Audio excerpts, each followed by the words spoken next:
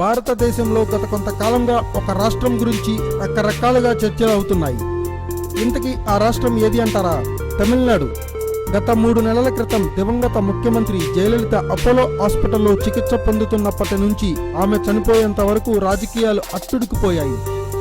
ఇక అమ్మ మరణం తర్వాత తమిళనాడు సీఎం సీటుపై అధికార ప్రతిపక్ష పార్టీలో పెద్ద రగడ మొదలైంది.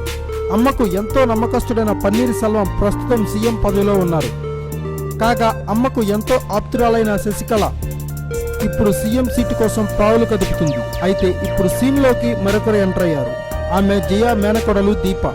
జయలలిత సొంత అన్న కూతురు దీప అచ్చం అమ్మ రూపురేఖలతో ఉండడం, మొదటి నుంచి దీప అంటే ఎక్కువ ఇష్టపడే జయమ్మకు వారసురాలిని తానే అంటూ తమిళనాడు రాజకీయాల్లోకి ఎంటర్ అయింది దీప.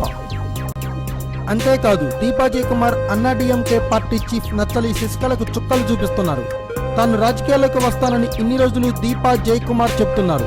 ఇక జయలలిత ఆకస్మిక మరణంతో ఆమె ప్రాతినిధ్యం వహిస్తున్న చెన్నైలోని ఆర్కే నగర్ శాసనసభ నియోజకవర్గం ఖాళీ అయిన విషయం తెలిసిందే. అక్కడి నియోజకవర్గ ప్రజలు సైతం జయలలిత అసలైన వారసురాలు దీపానే అని ఇప్పటికే ఖచ్చితంగా చెప్తున్నారు. జయలలిత వారసురాలిగా తాను రాజకీయాల్లోకి వచ్చి ప్రజాసేవ చేస్తానని, అమ్మ మీద పేద ప్రజలు పెట్టుకున్న ఆశలు నెరవేర్చడానికి కార్యకర్తలతో కలిసి పనిచేస్తానని దీపా జయకుమార్ చెప్పారు. ఆర్కే నగర్ ప్రజలను కలుసుకున్న తర్వాత తాను ఈ నిర్ణయం తీసుకున్నానని అన్నారు. శశికళ ఇక్కడి నుంచి ఉప ఎన్నికల్లో పోటీ చేస్తే ఖచ్చితంగా ఓడిస్తామని ఇప్పటికే హెచ్చరించారు. అయితే ఆర్కే నగర్ నియోజకవర్గం ప్రజలు విజ్ఞప్తి మేరకు తాను అదే నియోజకవర్గం నుంచి ఉప ఎన్నికల్లో పోటీ చేస్తానని దీపా తేల్చి చెప్పారు. Thanks for watching. Please subscribe our channel.